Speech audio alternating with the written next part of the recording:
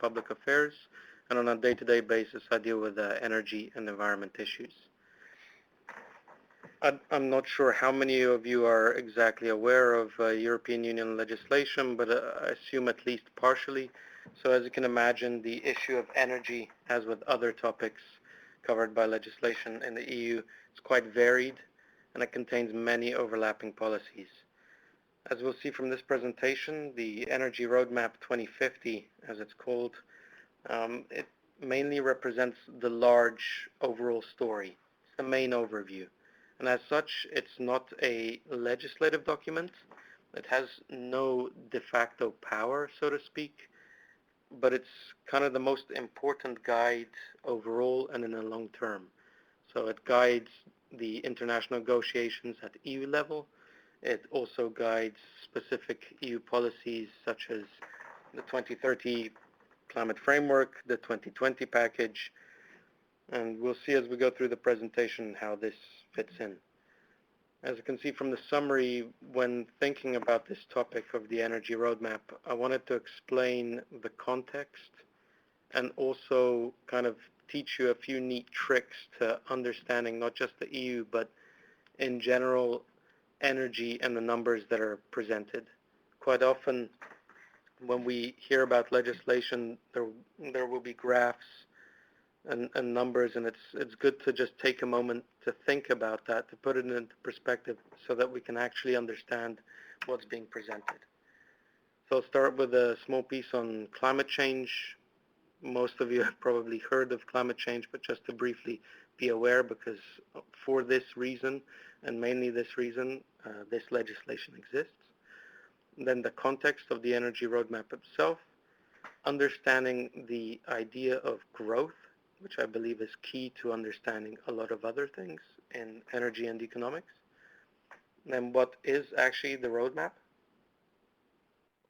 and the legal basis for it at EU level, its context, and any kind of next steps that are associated with it. So in today's policy world and nomenclature, we talk about avoiding dangerous climate change or preventing dangerous anthropogenic interference with the climate system. Basically what this means is to avoid human-made changes to the climate. Anthropogenic is mainly associated with human activity. And in the United Nations Framework Convention on Climate Change, it's set out in Article 2 as the overall objective to achieve avoiding this. One thing that you should be aware of is not to confuse avoiding and adapting, because part of some plans are to adapt to climate change, but adapting usually means that it's what you do once it starts happening. The most common thing to think about would be levees, building up levees when the seas rise. And that's what's meant by adapting to climate change.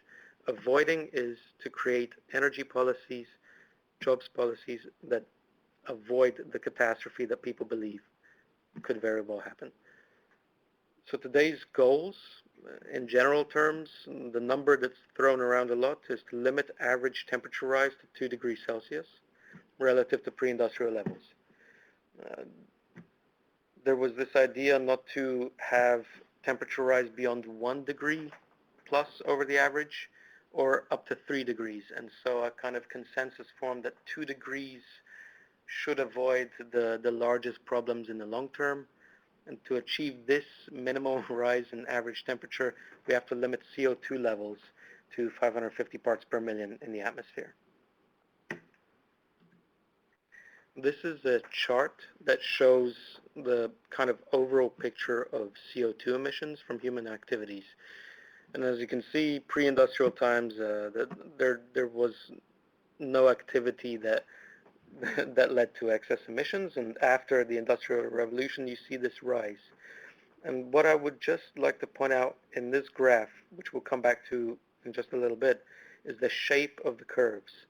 So although, as you can see, over time there are blips, it's not a perfect curve, you can still see that the trajectories barely change. They have this same kind of logarithmic shape to them, depending on how far the timeline is stretched. This, I believe, only shows until 2002, Uh, so there should be updated figures, but the graphs only reasonably change around the economic crisis. But again, that is another temporary blip, and the graph keeps going in the same direction. So the context of the energy roadmap. I mean, many of you might be wondering, why does the EU even need another roadmap? It has many roadmaps, action plans, activities. The idea, the ethos behind it is that if you believe in climate change and you want to mitigate it or avoid it completely, the key is to shift away from the current economic and energy model to one that is either called sustainable or, as the EU prefers it, decarbonized when it's talking about energy. So to switch to a decarbonized system. Now, to go from a fossil fuel-based system to a decarbonized system requires massive change. Any kind of change that's quick, you could you could call it a revolutionary change, and anything that's slow is more evolutionary. And the difference is the kind of risks associated with the two timelines. When it's very short, it can be very volatile, so you can't even be certain of its outcome. So to limit the volatility because of the changes proposed, you simply extend the timeline.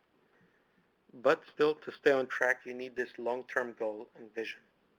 So this roadmap is the overall kind of story. I would call it the umbrella for all other EU energy policies.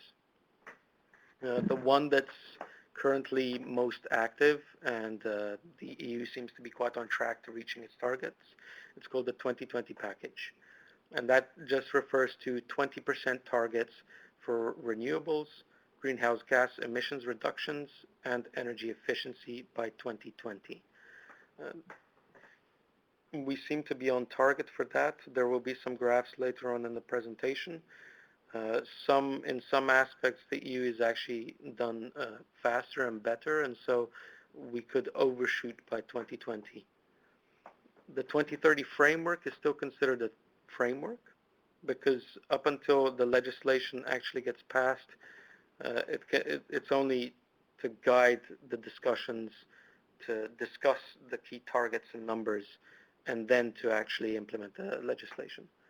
But right now, the figures being spoken of is 40% for greenhouse gas emissions reductions, at least 20%, 27% for renewables, and at least 27% for energy efficiency.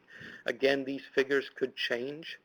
And this is as most recently as October last year when the Council met and they made their conclusions, the European Council. Um, but this could still change in the long term. It's why you see these words at least. The other parts of the EU energy landscape to achieve greenhouse gas emissions reductions and climate change mitigation is the emissions trading system. This is a market-based element that takes into account certain key industries and forces them to buy credits for their emissions. Over time, the general supply of these credits should go down and thus increase the price of being a CO2 polluter.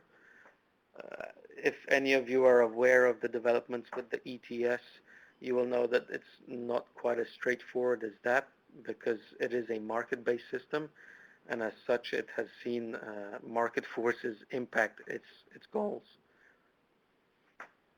Other pieces of legislation, I mean, the topic of energy is so varied that we could discuss all kinds of legislation, but they touch upon transport, including e-mobility, green vehicles, electrification of roads, to low carbon technology. This usually refers to CCS, carbon capture and storage. And then there's also F-gas legislation, fluorinated greenhouse gases. This is completely separate from the other pieces of legislation. With the new European Commission led by Jean-Claude Juncker, the Commission President, they are proposing also the Energy Union. It is meant to be an attempt to create a true single unified European market of energy and electricity. And as part of its pillars, its key foundational pillars, of which there are five, the fourth pillar is decarbonization of the economy. And so even this commission is well aware of the problem, well aware of the types of solutions, and is pushing through to have real legislation happen during its term to have these long-term goals be met. So to understand growth, growth is quite commonly overlooked because it's a very simple word. Um, we're most likely, as you can imagine, bombarded with the word growth through phrases that, such as jobs and growth, economic growth, return to growth, or growth versus austerity. And if you don't take a moment to think about what is growth, then you might miss the key lessons to be learned from this concept. If we were to summarize, growth is something that expands steadily over time, and so it could most commonly be stated as X% growth per unit of time. And most commonly, it's percentage growth per year. So usually you'll hear it that some economy was growing at 1%, 7% per year. And because it is steady over time, it compounds. And when looking at it on a graph, it seems to accelerate. The actual change in the growth rate does not need to change for a graph to look like it's accelerating. The growth rate could be constant at 1%, 7% per year, but because it's per year and it compounds, it seems like something accelerates. And this ties into every facet of both the climate and energy landscape. Climate from the perspective of CO2 emissions, how they collect in the atmosphere, and from that growth it kind of becomes potentially catastrophic in the long term.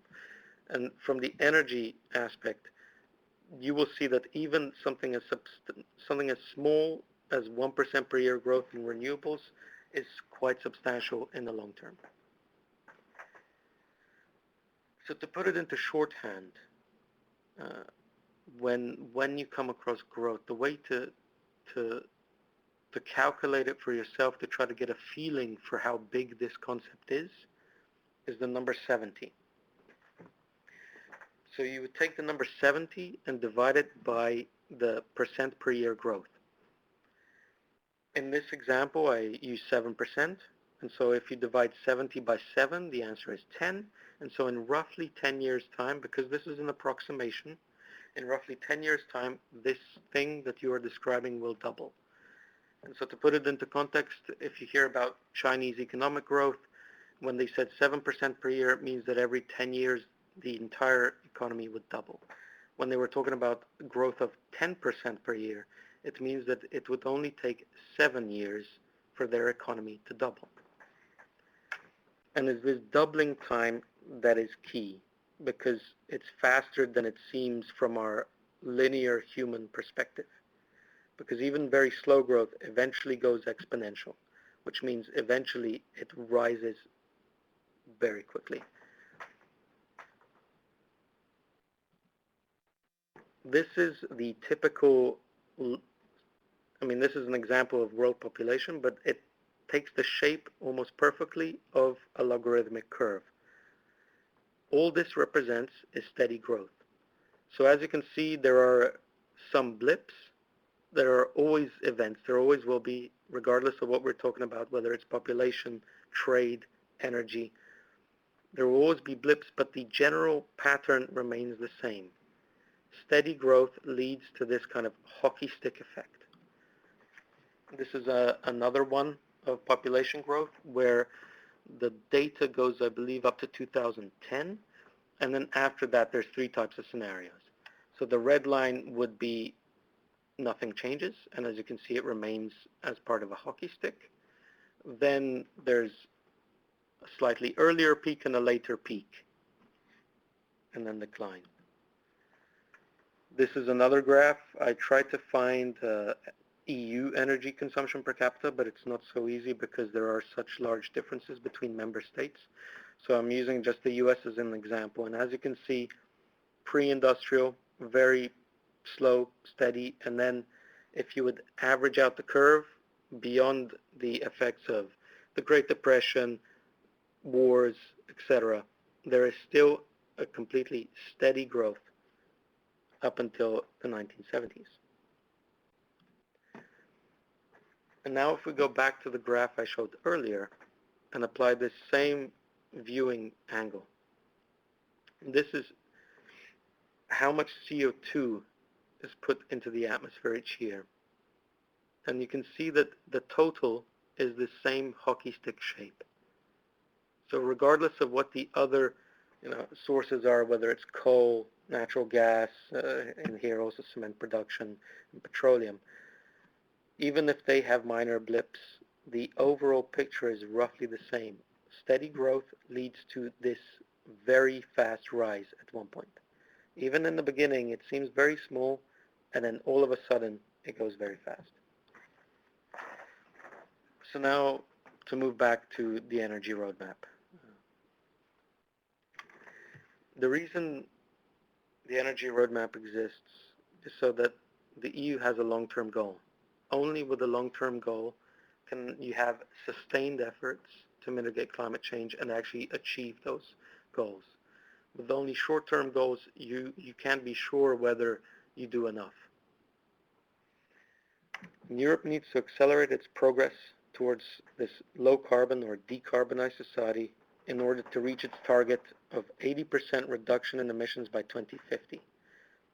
This 80% reduction in emissions is their goal, and this is somewhat in line with the international negotiations to mitigate climate change.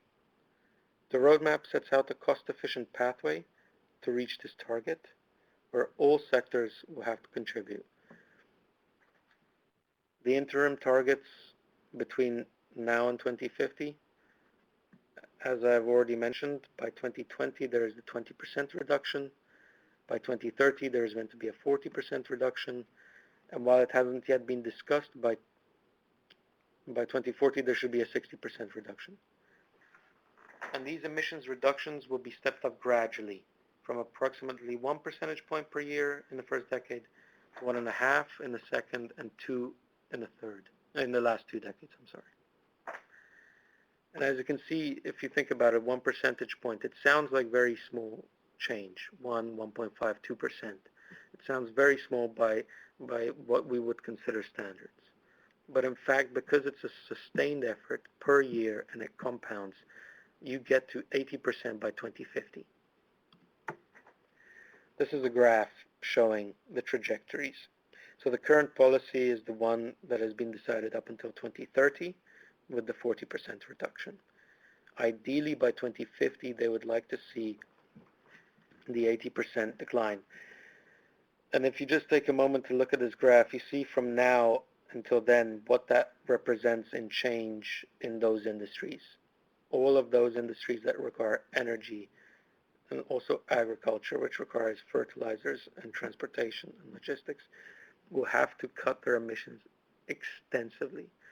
Even if you look at the power sector alone, I believe that's the most dramatic, because at the very end, you can barely see a sliver of blue, whereas now it represents over 20%.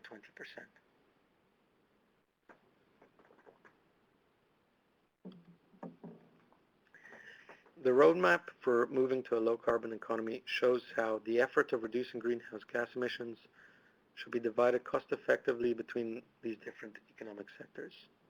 And all sectors will have to contribute according to their technological and economic potential. This table is taken from the Energy Roadmap 2050 to show what the emissions reductions are now and what they're meant to be by 2030 and 2050. And as I stated earlier, the most dramatic one, I believe, is the one connected to power. By 2050, they would ideally like it to go as low as 99% reduction. So only 1% of the emissions that they have today. The others are also quite extreme when looking at it from the viewpoint of today until 2050. But again, the key is to remember this sustained model, this 1 to 2% per year, and by 2050, you've managed to cut it in aggregate by 80%. The Commission's economic analysis shows that the EU could outperform these goals of 20% emissions reductions targets and actually achieve already 25% by 2020. This is within reach if Europe pursues its emission reduction measures and delivers on its goals of raising the share of renewables in its energy mix and improving energy efficiency by 20%. Energy efficiency, as some of you must have learned last week if you listened to the Energy Efficiency Directive seminar, it's not mandatory. The directive itself does not contain all mandatory rules, so it's quite impressive that there should be a 20% energy efficiency goal by 2020. Moving slower would be more expensive, and if action is postponed, there will be less incentive to develop the technologies needed. Would then have to reduce emissions much more drastically at a later stage, at higher costs. The EU's offer, in the context of the international negotiations on a framework for climate change, to take on a reduction target of 30% for 2020, and the conditions are right remains on the table and is not affected by the roadmap. So as we saw earlier in the table, the different EU legislation that will cover these emissions reductions has to touch upon the power sector, transportation, buildings and infrastructure, industry in general, which is energy-intensive industry, so metallurgy, things like that, and agriculture. It explains to what extent each of these sectors would need to decarbonize to achieve the long-term goal of 80% overall reduction of greenhouse gas emissions by 2050. So for the power sector, which is the most extreme, has the biggest potential, but to completely eliminate CO2 emissions. And their view is that electricity could partially replace almost all fossil fuels in transport and heating. Electricity would come from almost exclusively renewable sources like wind, solar, water, and biomass, or low carbon emissions technology like nuclear power stations, or fossil fuels but with carbon capture and storage. It's why in parallel to this, there is legislation at the EU level to promote CCS technology. There are also special projects to finance such research in this area. The share of these clean technologies in power generation could increase rapidly. It's already 45% today, mainly nuclear and hydro, to around 60% in 2020, and almost 100% in 2050. But for this to happen, the cap on emissions from the power sector under the EU ETS will need to be strengthened and considerable investment put into smart grids. The ETS directive, whether you follow it, is the emissions trading system. It is currently being changed to try to influence the price of CO2 credits so that efficiency and move to renewables and low greenhouse gas emission sources would be more cost competitive than just remaining with fossil fuels. As part of the new commission also, there is something called the European Fund for Strategic Investment. It is currently in the process of being debated and accepted by the European Parliament. They're hoping to have it done by the end of the year to attract private investment. The goal there is to reach upwards of 300 billion euro of investment in EU's infrastructure. Because for all of this technology to work, to cut greenhouse gas emissions in the power sector, there need to be leaps and bounds, more modernization in grid technology, in the single market itself to connect the different regions in Europe. So there's a lot to be done by every sector to achieve 80% reduction by 2050. And so at the EU level, there are many different pieces of legislation, programs, and funding opportunities to see this through. In the transport sector, unfortunately, emissions are still increasing today. But by 2050, there is the possibility to reduce them by more than 60%. For passenger cars, we would foresee improvements in efficiency for traditional petrol and diesel. And after 2025, they expect a shift to hybrid and electric cars. Uh, Parallel legislation to this, there is one by 2020 to lower emissions from cars and vans all across the EU, same with lorries. Planes will be powered largely by biofuels, they expect, and also heavy-duty vehicles will not fully shift towards electromobility. Biofuels used should be sustainable to avoid increased pressure on biodiversity and an increase of greenhouse gas emissions through changes in land use. This is quite a politically sensitive issue, partially because of the debate over food versus fuel, but separately from the question that still arises over biofuels, whether there is in fact emissions reduction or not.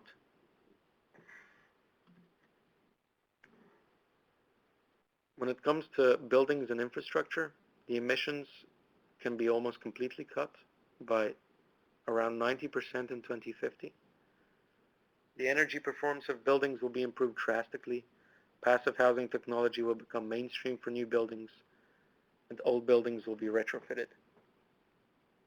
Heating, cooling, and cooking will be largely powered by electricity and renewable energy instead of fossil fuels. They expect that investments can be recovered over time through reduced energy bills.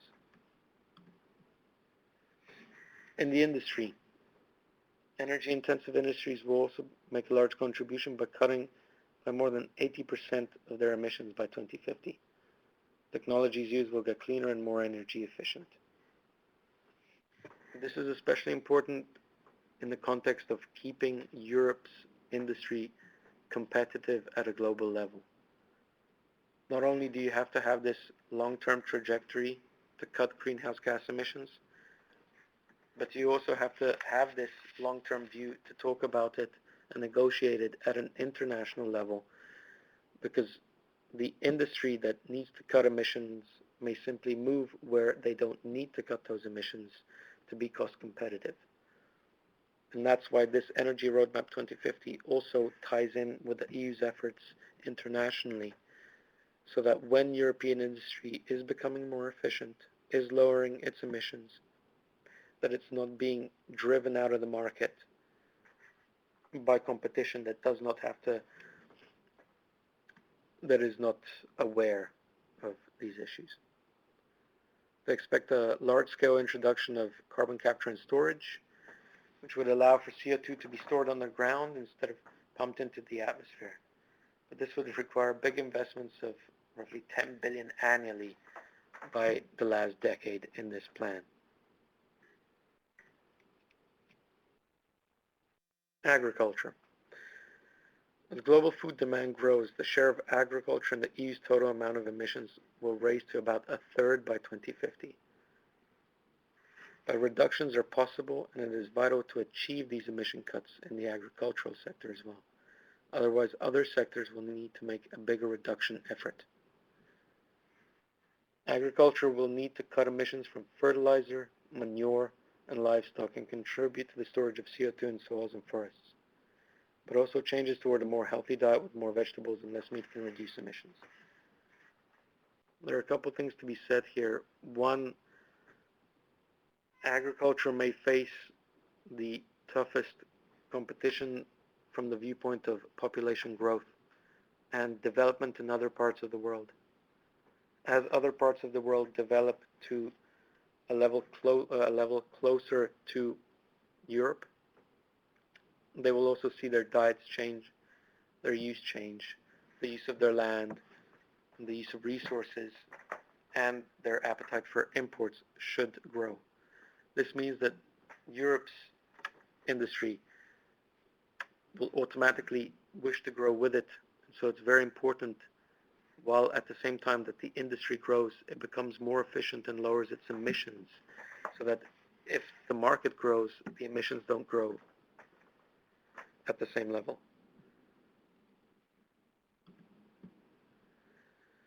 That was an overview of all the different sectors that the energy roadmap covers.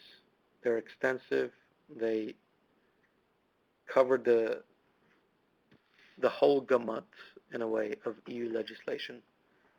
Even simply agriculture, there's the Common Agricultural Policy, which is a huge document, a huge piece of policy.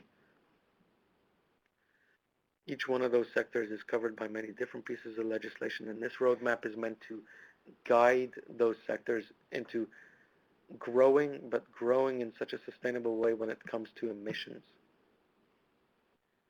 And so now that you have a grasp of what the energy roadmap entails, I believe it's also best to go back a little bit and ask yourselves, like, what is the legal basis for energy at the EU level? Why have the energy debate at the EU level and not simply at the member state level? First and foremost, the European energy policy has existed for many years, in some ways even longer than the EU itself, because the EU started out as the European coal and steel community. Energy and business, energy and economic ties was the key to the EU's foundation in its plan for peace. Before the Lisbon Treaty of 2009, European energy policy was neither mandatory nor comprehensive. Many policy competences in relation to energy remained at member state level. The Lisbon Treaty established formal competence for the EU in energy policy. It allows for and pushes towards a harmonized common energy policy. For there to be a single market, there also needs to be a single EU market for energy. And this is what the so-called energy union will try to establish. So to achieve any form of climate goal, there needs not only to be a concerted effort, but also in concert by all parties. All states, as all sectors of the economy, need to cut their greenhouse gas emissions or emissions pollution, otherwise it does not work. It really wouldn't work if only a few member states would cut their emissions. One example would be the United Kingdom. Even before the Energy Roadmap 2050 at EU level, they pledged to cut their own emissions by 80% by 2050. If they were the only ones pushing in this direction, at the end of the day, they would be receiving the economic benefits. They would be receiving the air quality benefits, the health benefits. But the world itself would still, in aggregate, be going up in emissions. And so the actual goals of mitigating climate change could never, ever be reached.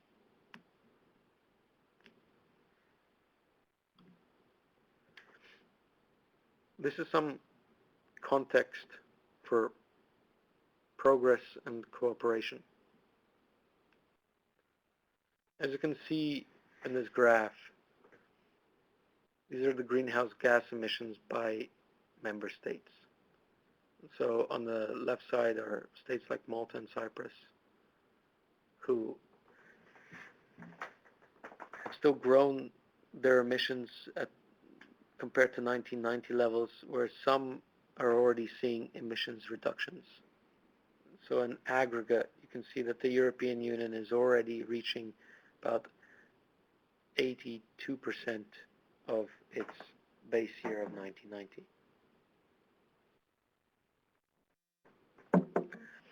And this is important to see the kind of split between the member states. The differences between location, development, prospects. And so in aggregate, the entire EU is lowering its emissions. But as you can see, some states have not yet caught up to the goals that they've set as part of the 2020 package. Another view to look at the 2020 package is the share of renewable energy.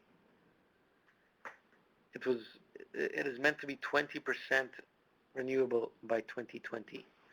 Now, some states have already exceeded it today, particularly places like Sweden, which have a lot of hydropower, Denmark, which has a lot of wind. So some states have already exceeded this goal without too many efforts because they already had some low carbon solutions. And they already had things that are considered renewable energy like hydroelectric. But as you can see on the right side of the graph, there are some states that are only slowly progressing to the goal of 20% by 2020, and in fact some will definitely not reach it because they have goals of 10 to 15% renewables by 2020, and they're not having the kind of growth per year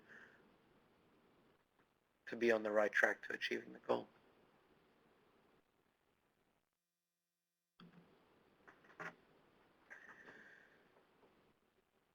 So the Energy Roadmap 2050 is this umbrella that covers all real pieces of EU legislation connected to energy.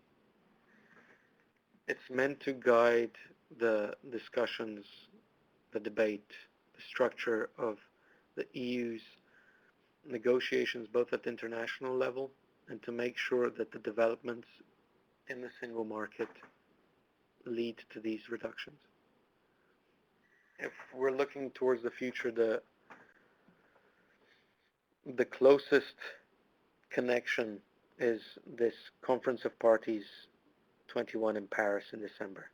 The COP events or the COP meetings are meant to hash out at international level emissions reduction targets. COP21 in Paris this year is meant to be the one that finally reaches and establishes an international agreement on greenhouse gas emissions reductions. This will be one of the most important agreements for the coming decades when it comes to climate change mitigation.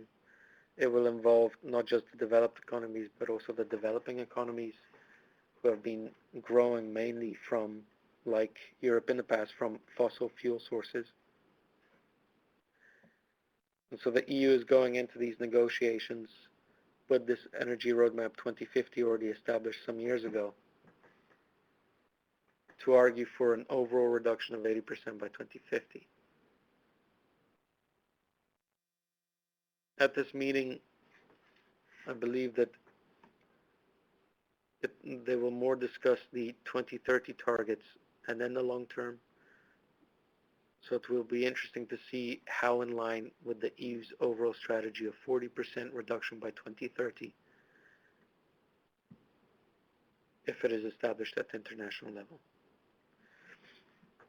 In the following 2 years, we will also see an update to the 2030 framework package in its separate pieces of legislation. By 2017, 2 years from now, we should have an updated renewable energy directive. This will establish the new key targets. It will give us an overview of what has been achieved, at what cost, and at what benefit. It will also explain what kind of long-term incentives could be had at EU level and exactly how renewables are put into the energy mix within all member states. Next year, they will begin updating the Energy Efficiency Directive. I won't go into much detail because it was also covered in the last seminar, but it will be interesting to see if it has ever managed to have the Energy Efficiency Directive targets to be binding. Already by the end of this year, they will start full structural revision of the ETS directive. The ETS has been, or the emissions trading system, has been marred by, you could call them market hiccups since its very inception. It was meant to be a market-based response to the emissions debate so that all companies who produce emissions would have to buy CO2 credits,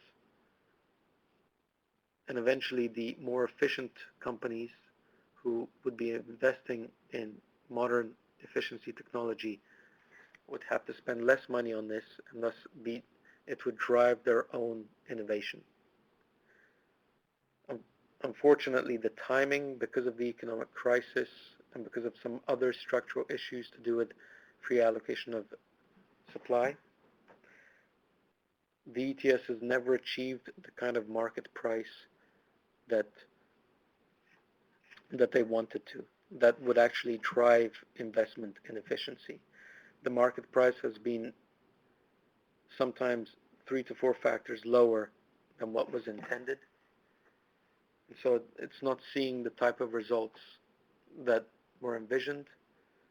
So it will be interesting to see by the end of this year and going into next year how exactly the ETS will be changed for the long term to drive this market-based way into emissions reductions. I believe that I've covered the majority of the Energy Roadmap 2050, the sectors it touches upon, its long-term goals, the idea that sustained growth or sustained change, even in small amounts, leads up to a big change in very little time. If you consider that 1% per year in renewables would mean that in 70 years it would be 100% renewable. The same goes for emissions reductions. If you would consider 2% per year reduction, which doesn't sound like much, within 35 years there would be zero emissions. Now, of course, these are theoreticals. These are quite simple graphs. These examples are not in line with reality and the kinds of details that reality presents us. We will never go to zero emissions.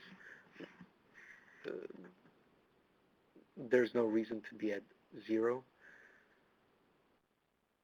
But the point is that through this effort of simple, sustained, slow movement towards a goal, that over not such a long period, you actually achieve something that seems revolutionary, but it was actually quite evolutionary. So that brings me to the end of my overview of EU Energy Roadmap 2050. If you have any questions, I'd be happy to discuss any and all issues. If anything wasn't clear in the presentation, I can go over it again.